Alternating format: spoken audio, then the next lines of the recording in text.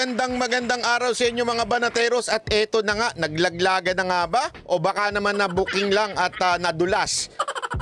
Hindi ho natin alam, kaya panoorin nyo ho itong video na ito dahil papakita natin kung paano po nagkakagulo at naglalaglaga na.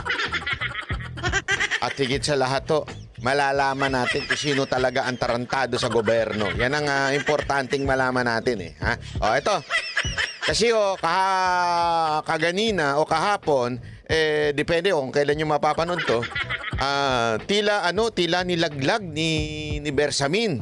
Alam naman po natin, sino po ba si Bersamin? Si Bersamin naman po, ang Executive Secretary sa madaling salita, parang Malacanang na ho ito. Ibig sabihin, ito ho ang kanang kamay ng ating presidente. So, ibig sabihin, parang si Bongbong Marcos na po ang nagsasalita dito pag ito ang nagsalita. Kasi nga, ito ho ay Executive Secretary.